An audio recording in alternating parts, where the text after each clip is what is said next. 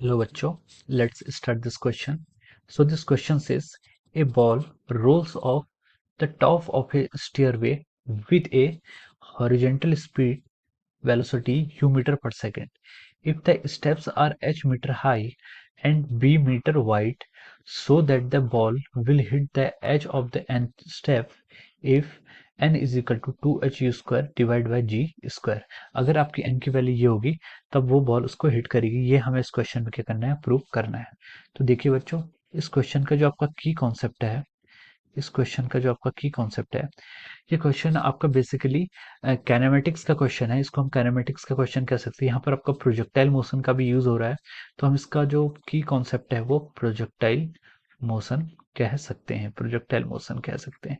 अब ये projectile motion कैसे है ये मैं आपको यहाँ पर बताता हूँ। मान लीजिए ये क्या है, a balls rolls off the top of a stairway. ये आपकी मान लीजिए कुछ स्टेयर्स हैं, ये आपकी क्या है, स्टेयर्स है, और बॉल इस स्टेयर से गिर रही है। ठीक है, एक बॉल क्या है, ये है, ये आपकी बॉल है। Rolls of stair with horizontal velocity u metre per second. इस बॉल के पास क्या है, सिर्फ आपकी हॉरिजॉन्टल वेलोसिटी है, जिसकी वैल्यू यू आपको क्वेश्चन में गिवन है। If the steps are h metre high, मान लीजिए जो स्टेप्स है इनकी हाइट कितनी दे रखी है, एच दे रखी है, एंड बी मीटर वाइड, और वाइड विड्थ कितनी दे रखी है, बी मीटर। ये सब आपको क्वेश्चन में गिवन है। So that the ball will hit the edge of the nth step only if n is equal to 2h square by G B square. तो अब हम इस क्वेश्चन को आगे प्रोसीड करते हैं और इसमें हम क्या करते हैं, कैलकुलेशन करते हैं।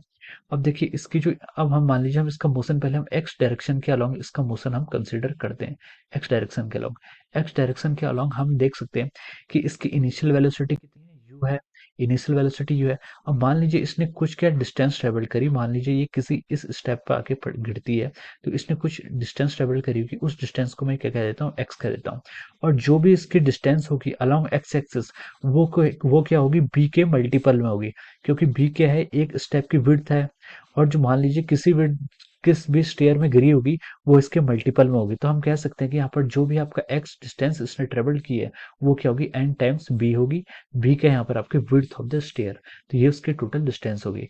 अब हम यहाँ से लिख सकते हैं, we know that equation x is equal to u t plus half a t square. तो यहाँ पर x is equal to u x into t से यहाँ पर हम लिख सकते हैं, एक्स को हम यहाँ पर लिख सकते हैं एन इंटू बी, ये टोटल डिस्टेंस है। You x initial speed along x direction, ये कितनी है यू, और टाइम टेकन कितना है टी। तो हम इस इक्वेशन से टाइम की वैल्यू को लिख सकते हैं, time is coming out to be N B divide by U, और मेक इट इक्वेशन नंबर 1। तो ये आपका एक्स डायरेक्शन के अलोंग के मोशन को हमने लिख लिया। अब हम आते हैं वाई डायरेक्शन के अलोंग मोशन को कैसे लिखते हैं। अब देखिए वाई डायरेक्शन में हम लिख सकते हैं y is equal to U I T plus half A Y T square. हम यहाँ पर टाइम वाली इक्वेशन इसलिए लिख रहे हैं क्योंकि हमने इक्वेशन 1 में टाइम कैलकुलेट कर लिया है। तो यहाँ पर आइदर हम ये इक्वेशन यूज करेंगे या फिर हम यूज करेंगे v is equal to U plus A T, first equation. Second equation use नहीं करेंगे क्योंकि, सॉरी, थर्ड इक्वेशन यूज नहीं करेंगे क्योंकि इसमें आपका टाइम नहीं आता है।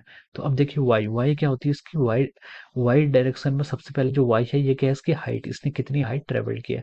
अब मान लीजिए ये इस पोजीशन पे है तो इसने एन के मल्टीपल में ही कुछ हाइट भी ट्रांसफर्स की होगी। तो हम इसकी वाई कंपोनेंट को लिखेंगे एन इंटू एच, ये इसका वाई कंपोनेंट हो गया।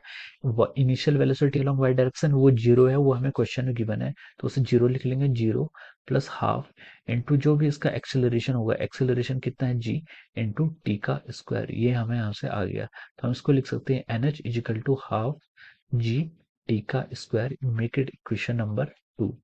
अब हम इक्वेशन नंबर 1 और इक्वेशन नंबर 2 को सॉल्व करते हैं। तो हम इससे इक्वेशन नंबर 1 और इक्वेशन नंबर 2 को सॉल्व करके लिख सकते हैं, N H is equal to half into G into T का स्क्वायर। टी हम फर्स्ट इक्वेशन से पुट करके लिखेंगे N B divide by U का स्क्वायर, और हम इसको फर्दर लिख सकते हैं एन एच, और यहाँ से क्या आ जाएगा, g n square B square divide by 2 u का स्क्वायर, हम यहाँ से लिख सकते हैं। अब देखिए इस n से आपने एक n ये कैंसिल कर दिया और आपको n की वैल्यू यहाँ पर फाइंड आउट करनी है। तो हम लिख सकते हैं n is equal to 2 U square H divide by G B square.